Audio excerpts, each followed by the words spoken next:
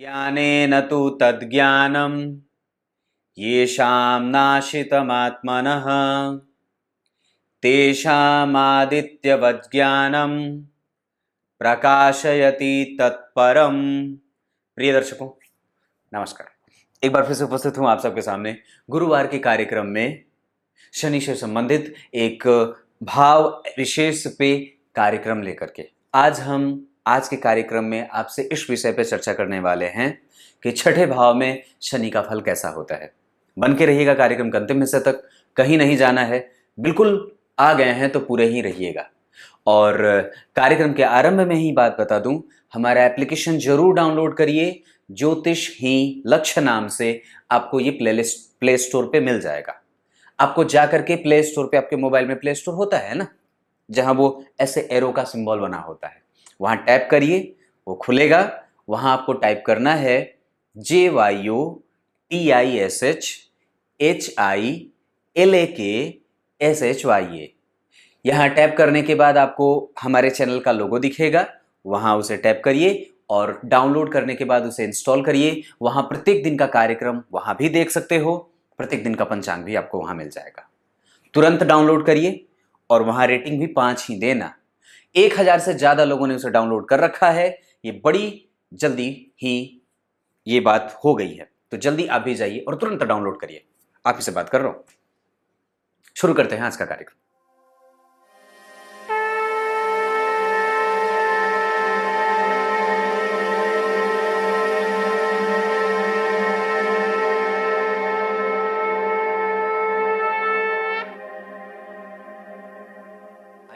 अब आपको सीधे विषय पे लेके आता हूं। कल किसी ने बात कही थी, बड़ी खांसी आती है आपको कार्यक्रम में, क्या कहूं। गुरु से प्रेरित हूं तो कफ से प्रेरित हूं। शुरू करते हैं। ये शनि के भाव के बारे में आज चर्चा होगी। यहां मैंने शनि को यहां बिठाया है छठे भाव में। वस्तुतः वो तुला राशि में उच्च के होते हैं। शनि के बारे में थोड़ी सी चर्चा कर दूं। तुला राशि में उच्च के होते हैं, मकर राशि उनकी गौण राशि है, कुंभ राशि उनकी उच्च की राशि है, मूल त्रिकोण राशि।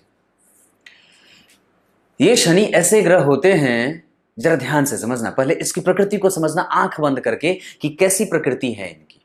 एकदम इत्मीनान से बैठ जाओ, मैं भी बैठा हूं। शनि के दांत मोटे हैं, बाल मोटे हैं, वो काला है, धीरे चलता है और तीखी दृष्टि डालता है, रूखा है स्वभाव से पर न्याय प्रिय है। मैंने एक कार्यक्रम बनाया था जिसमें मैंने गुरु की प्रकृति के बारे में आपसे चर्चा करी थी। वहां मैंने ये बात बताई थी कि देव गुरु बृहस्पति भी गुरु ही हैं और शनि भी गुरु ही होते हैं, लेकिन अंतर है दोनों में। देव गुरु बृहस्पति थोड़े कोमल स्वभाव के गुरु हैं, मतलब वो ऐसे विषय के गुरु हैं जो अगर उनकी कक्षा में अगर कोई बच्चा बदमाशी भी कर देता है तो उसको बोलते चलो ठीक है, कोई बात नहीं, बच्चे हैं, ठीक हो जाएंगे। पर शनि ऐसे शिक्षक हैं जो बिल्कुल कठोर हैं और उनकी जो कड़ाई होती है वो बहुत आला दर्जे की होती है। वो कठोर है, इसी वजह से थोड़ा मोटा है और छठे भाव में बैठ जाता है तो कई बार ज्यादा खाने वाला हो जाता है, तीव्र भोगी हो जाता है, आलसी हो जाता है। छठे भाव में शनि बैठे हों और जब दशा में चलेंगे ना, आपको आलसी बना देंगे।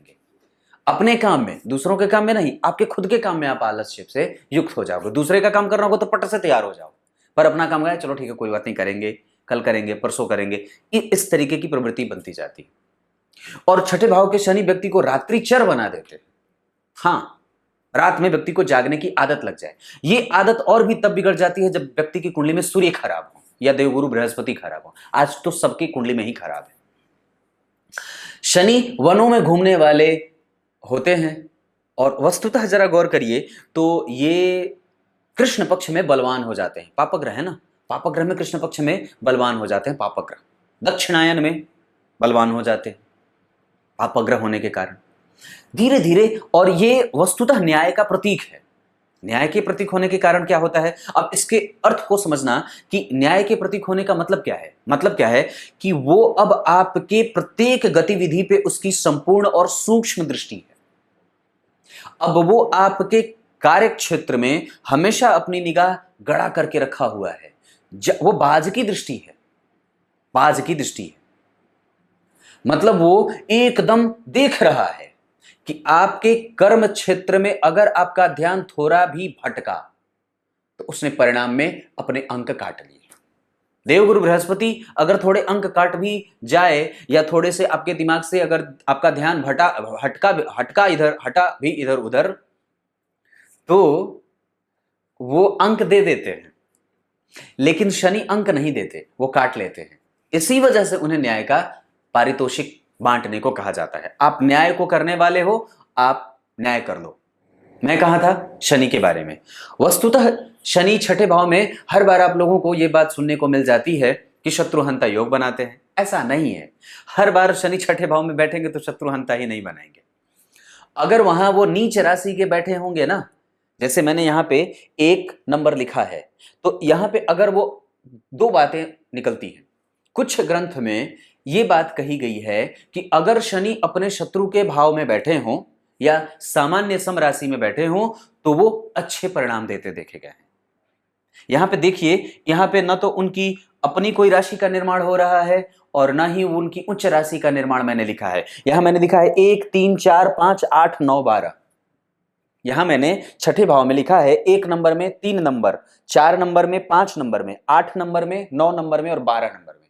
अगर शनि की स्थिति इन्हीं राशियों में, इन्हीं भाव में बनती हो तो ये ज्यादा शुभद परिणाम देते हैं। तात्पर्य कहने का यह है कि अगर शनि लग्न में उच्च के होंगे तो इसका परिणाम ज्यादा बेहतर होगा यहां पे उच्च होने से। अंतर को समझना, यहां शनि उच्च के होंगे तो वो ज्यादा लाभकारी होंगे यहां उच्च के होने से। यहां अगर वो छठे भाव में किसी शत्रु के घर में बैठे हों, सामान्यतया सम राशि में बैठे हों, तो वो जातक को ज्यादा शुभ परिणाम देंगे। शत्रु के घर में बैठे हों तो ज्यादा अच्छे परिणाम देंगे। ये बात क्लियर है। पर वस्तुतः अगर वो जन्म कुंडली में नीच राशि में बैठ गए, जैसे मेष राशि उनकी नीच की राशि होती है, अगर वो नीच राशि में बैठेंगे तो अब होगा क्या कि जिस व्यक्ति की कुंडली में शनि नीच राशि में बैठे हैं, वो जब गिरेगा ना, अपनी औकात पे आएगा तो पूरा औकात दिखा देगा। हाँ, अब वो उसके सामने वो कुछ भी ऐसी स्थिति में भी जा सकता है जहां जिस हद तक उसको नहीं गिरना चाहिए, कुछ भी निंदनीय कर सकता है। और ठीक उसके शत्रु भी वही काम करने वाले होंगे, उसके शत्रु भी उतने ही नीचे जाकर के उससे शत्रुता पा लेंगे। मतलब दोनों ही अधोगति को प्राप्त हो जाएंगे, शत्रु भी और स्वयं व्यक्ति भी। लेकिन अगर शनि उच्च की राशि में बैठे हों तो व्यक्ति अब वहां पे अपने भाग्य का बल प्राप्त करेगा, अपने बुद्धि और बुद्धि लब्धि क्षमता के बल पे, अपने बुद्धिमान होने के प्रभाव के कारण अब वहां पे वो शत्रुहंता लगाएगा। अंतर यही है, यहां वो नीचे गिर करके शत्रु को रोकने का प्रयास करेगा और उच्च का हो जाएगा तो अब अपने विद्वत क्षमता, विद्वता के बल पे उसको हराने का प्रयास करेगा। अंतर यह है, अगर वो 1 नंबर के बाद 3 4 5 8 9 और 12 अंक में बैठा हुआ है तो वो बड़ा शुभ परिणाम करता हुआ देखा जाता है। मतलब अब वो धन के लिए, यश के लिए, सांसारिक सुखों के लिए, आयु के लिए, अनिष्ट नहीं होने देता है, एक्सीडेंट से बचा देता है, मृत्यु का कष्ट दे देता है लेकिन मरने नहीं देता। आयु रहती है क्योंकि उसकी तीसरी दृष्टि आयु भाव पे जो पड़ती है। यह शनि व्यक्ति को गाय का सुख, चौपाया जानवरों का सुख, वाहन का सुख, भवन का सुख और खास करके व्यक्ति के छोटे भाई बहनों से, व्यक्ति के सगे संबंधियों से स्थिति हमेशा ही अच्छी रखी जाती है या अच्छी देखी जाती है। यहां का शनि व्यक्ति को विद्वत जन से लाभ प्राप्त करने वाला, गुरुजनों का आशीर्वाद प्राप्त करने वाला, क्योंकि वो यहां से केंद्र में चला जाता है ना, चौथे यहां से भाग्य भाव से, ये आशीर्वाद का प्राप्त करने का भाव है, तो यहां से वो चौथे चला जाएगा तो इस भाव को भी अच्छाई की तरफ प्रेषित कर देगा। इस वजह से पराक्रमी तो बनाता ही है, साथ ही साथ वो आलसी भी बनाता है, अपनी दशा में आलसी बनाएगा और ऐसे पराक्रमी बनाएगा। हां, ये बड़ी अजीब बात है। फोड़ा, फुंसी, घाव, वात जनित समस्याएं, हड्डियों का रोग, और कई बार जब शनि की दशा चले आरंभ में तो आरंभ में बड़ा कष्ट देते हैं और शुरुआत में व्यक्ति को बड़ी मशक्कत करनी पड़ती है जीवन के आरंभ में, जब शनि की स्थिति यहां बनी हो तो। आरंभ में 30-35 साल तक बड़ा मशक्कत करना पड़ता है, बाद में धीरे धीरे वो स्टेबिलिटी देते हैं, क्योंकि तब तक आप तो कुछ कर नहीं रहे होते हो, तो जब तक करोगे नहीं तब तक ये देगा नहीं। ये बात है। जन्म कुंडली के छठे स्थान के शनि हर बार शत्रुहंता नहीं बनाते, वो व्यक्ति को शत्रुओं से पराजित नहीं होने देते, इतनी बात तो पक्की है। पर हां, व्यक्ति को जीवन में शत्रुता पालनी पड़ती है या कई बार शत्रु अनचाहा मिल जाता है। अगर वो इन राशियों के अलावा अगर बैठे हों इसी भाव में, अगर वो इसी भाव में इन्हीं राशियों के अलावे बैठे हों तो थोड़े उनके परिणाम अशुभ मिलते हैं। अब उसको कष्ट दे, धन संचय की स्थिति ना रहे, रोग की स्थिति ज्यादा रहे, आलस्य का भाव ज्यादा हो, व्यक्ति को बिस्तर की बड़ी याद आती है और व्यक्ति और भी ज्यादा रूखे स्वभावों को रखने वाला हो जाता है, और भी ज्यादा कलुषित विचारों का रखने वाला हो जाता है, वो शत्रुओं से हारने वाला हो जाता है, कष्ट को पाने वाला हो जाता है। मतलब अब वहां पे थोड़ी सी दिक्कत और मशक्कत ज्यादा बढ़ जाती है। वैसे तो सामान्यतया वो 30-35 साल तक आपको रगड़ के रखते हैं, लेकिन उसके बाद तो कम से कम वो सुख और संपत्ति और श्रेष्ठता से व्यक्ति का जीवन जिला देते हैं। लेकिन अन्य राशियों में अगर इन्हीं भावों में बैठे हों तो वो कष्टदायक हो जाते हैं। जैसे यहां पे वृषभ राशि, शुक्र उनके मित्र होते हैं, लेकिन देखिए यहां पे वृषभ राशि मैंने नहीं लिखी। क्यों? क्योंकि यहां पे शनि को शत्रु की राशि में या सामान्य सम राशि में बैठने का ज्यादा अच्छा फल मिलेगा। मेष राशि में, मिथुन राशि में, कर्क राशि में, सिंह राशि में, वृश्चिक राशि में, धनु राशि में, मीन राशि में, बाकी के जितने ग्रह, चाहे उनकी उच्च की राशि हो चाहे मित्र की राशि हो, बाकी की राशियों में वो थोड़े कमजोर या अशुभ परिणाम भी देते देखे गए हैं। पापक ग्रह हो करके छठे भाव में उनको कारकत्व की प्राप्ति मिल जाती है, और वो जस्ट उसके अगले भाव में उनका अति विशिष्ट कारक भाव होता है, सातवें भाव में वो अति विशिष्ट कारक भी हो जाते हैं। यहां से बैठ करके शनि की जब दृष्टि यहां पड़ेगी तो निसंदेह व्यक्ति के व्यय को संतुलित भी करेंगे। ये भी बात है, व्यक्ति के व्यय को सही दिशा में डालेंगे। नेत्रों की समस्या से व्यक्ति को 2-4 स्थितियों में ले जाने वाले होंगे। अगर शुक्र की स्थिति खराब रही, सूर्य की स्थिति खराब रही, 12वें भाव में कोई नीच का ग्रह बैठा है तो वो भी और भी ज्यादा नेत्रों की समस्या को कर देने वाले या नेत्रों की समस्या देने वाले हो जाते हैं। यहां बैठ करके जब तीसरी दृष्टि से यहां देखेंगे तो व्यक्ति की आयु को देते हैं। लेकिन अगर यहां के अधिपति होकर के, गौर करना, अगर यहां के अधिपति होकर के और यहां बैठेंगे तो कई बार कष्ट भी देते हैं, अपनी दशाओं में मशक्कत करवाते हैं, काम बिगाड़ते हैं, रूखे स्वभाव का बना देते हैं। व्यक्ति कई बार तीखा बोल देता है, तीखे स्वभाव का हो जाता है। क्यों? क्योंकि ये स्वभाव का भाव है। हां, ये स्वभाव का भाव है ना, इसका पूरक जो है तो ये स्वभाव हो जाता है। और उसकी 10वीं दृष्टि कहां पड़ेगी? यहां। तो मैंने गौर करी एक बात क्या कही थी कि भाइयों को बल मिलता है, कुटुंबजनों का लाभ मिलता है, व्यक्ति की कम्युनिकेशन की स्थिति बड़ी अच्छी हो जाती है, उसके भाइयों से उसकी संगति हमेशा अच्छी बनी रहती है, और वो भोजन प्रिय हो जाता है। आने दो आने दो आने दो वाली स्थिति में सब खा जाऊंगा, ऐसी स्थिति बन जाती है। ये शनि है। दरअसल वो न्याय के कारक हैं, तो ये सिर्फ इसलिए ही कई बार इन्हें विलंब का कारक कहा जाता है, इस वजह से नहीं कि उन्होंने कोई देर कराने का कोर्स किया हुआ है ना, ऐसा नहीं है। शनि हर जगह बैठेंगे तो ऐसा नहीं है कि वो विलंब ही कराने के लिए जाने जाएंगे, ऐसा बिल्कुल भी नहीं है। वो इसलिए विलंब कराए जाते हैं क्योंकि ये है कलयुग, और यहां पे लोगों का अपने काम करने में मन थोड़ा कम लगने लगा है, भोगों के प्रति व्यक्ति का आकर्षण ज्यादा बढ़ गया है। और गौर करिए तो शनि के काल में व्यक्ति कार्मिक हो जाता है, प्रैक्टिकल माइंडसेट को रख करके जीवन में आगे बढ़ता है। और शनि की दशा को ही गौर करिए आइसोलेशन की दशा कही जाती है। वहां व्यक्ति खुद को अलग थलग महसूस करता है, वो इन सामान्य व्यक्ति के सोच से ऊपर उठ करके अपने आप को स्थापित कर लेता है और परम मोक्ष की तरफ उसका ध्यान जाता है। शनि मोक्षदायक ग्रह होते हैं, केतु मोक्ष के कारक होते हैं। है ना अद्भुत बात? बड़ी अद्भुत है। और बताता हूं, शनि एकमात्र ऐसे ग्रह होते हैं जो पूर्णतया और हमेशा ही एक जैसे रहते हैं, वो कभी बदलते नहीं, उनका स्वभाव कभी बदलता नहीं है। वो उस स्थिति को प्राप्त करने वाले हैं जैसे जो ऋषि महर्षि में विश्वामित्र थे। याद करिए राजा हरिश्चंद्र को कैसे उन्होंने तड़पाया था, राजा हरिश्चंद्र के साथ उन्होंने कैसा खेल खेला था, राजा हरिश्चंद्र की उन्होंने कितनी परीक्षा ली थी।